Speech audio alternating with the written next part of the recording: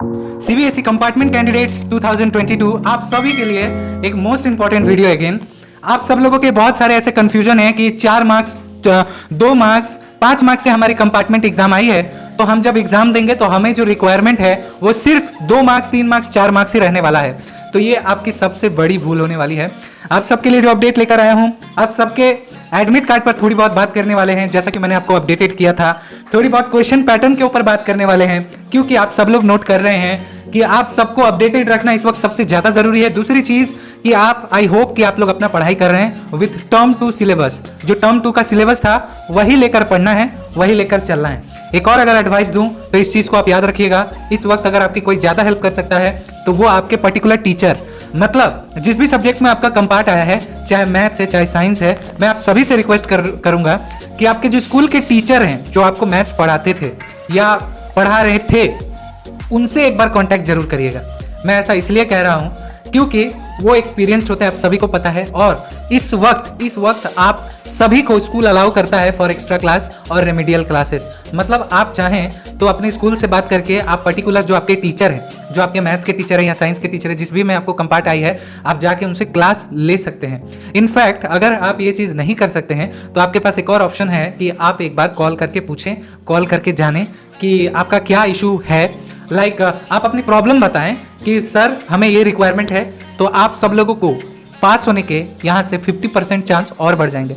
क्योंकि मैं आप लोगों को कहूँ कि टीचर्स को काफ़ी कुछ पता रहता है रिगार्डिंग आपके एग्जाम्स, पॉसिबल क्वेश्चंस, इस तरीके के क्वेश्चंस आएंगे क्योंकि वो हर साल इससे डील कर रहे हैं। तो मैं आप सबसे रिक्वेस्ट कर रहा हूँ कि एक बार अपने टीचर से कंसल्ट करके बात करिए, क्योंकि हम इतना ही आपको आइडियाज़ दे सकते हैं, इससे ज़्यादा और क्या कर सकते हैं। वेल, अब हम बात करने वाले हैं आप सभी के लिए जो आप सोच रहे हैं कि 2 मार्क्स 3 मार्क्स से आपके कंपार्ट आई है तो आप 2 मार्क्स 3 मार्क्स लाएंगे तो आप पास हो जाएंगे। नहीं, आपका जो एग्जाम हो चुका है, जो मार्क्स टर्म 2 के आए हैं वो एकदम मैटर नहीं करते हैं, आप उसका कोई और वैल्यू नहीं रहा है। इसी के रिगार्डिंग मैंने एक इंपॉर्टेंट वीडियो भी बनाई थी ऑन योर स्क्रीन। आप एक काम करना, इस वीडियो का जो लिंक है वो डिस्क्रिप्शन में है, एक बार चेकआउट कर लीजिएगा।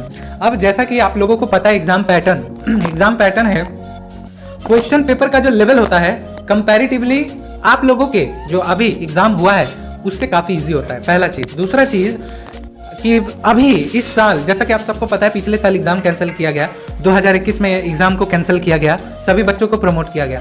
सभी बच्चों को प्रमोट करने का मोटिव एग्जाम कैंसिल होने की वजह से हुआ, और आप लोगों को 2 बार बोर्ड एग्जाम देने के बाद भी प्रमोट नहीं कराया गया। तो यहाँ पे डिफरेंट जो ऑर्गेनाइजेशंस है, पेरेंट्स एसोसिएशन या चाइल्ड राइट्स एसोसिएशन, जितने भी हैं, सब कंप्लेन कर रहे हैं सीबीएसई के रिगार्डिंग, सीबीएसई पर, अगेंस्ट सीबीएसई, इस बात को लेकर कि जहां पर आप लोगों को पता था कि पिछले साल आपने एग्जाम कैंसिल किया था, बच्चे कंप्लेन करेंगे, तो 1,70,000 बच्चे कैसे फेल हो गए, कंपार्ट कैसे आ गई।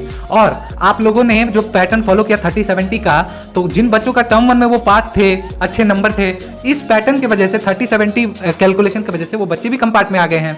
तो ये क्या रहा, आप सबने आईसीएसई पैरेलल बोर्ड 50-50 बैलेंस करके वो चली और सभी बच्चों को पास कराया, आपने ये क्यों नहीं किया।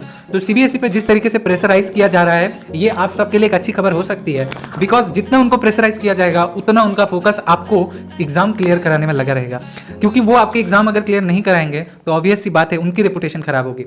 वेल, जो मैं आप लोगों को बता रहा हूं कि उतना आप लोगों को पैनिक नहीं होना है, एग्जाम नॉर्मल वे में होगा, थोड़ा सा दूर सेंटर पड़ेगा। दूसरा चीज कि आपका क्वेश्चन का लेवल इजी होगा, आप लोगों को थोड़ा ट्रिकी क्वेश्चन मिला होगा टर्म 2 में, थोड़ा सोच समझ के। लेकिन कंपार्टमेंट का जब एग्जाम होता है उस पर बेसिकली जो एनसीईआरटी का डायरेक्ट क्वेश्चन आते हैं, मतलब डायरेक्ट, आप समझ रहे होंगे, स्ट्रेट फॉरवर्ड क्वेश्चन है और स्ट्रेट फॉरवर्ड आंसर आपको देना होता है।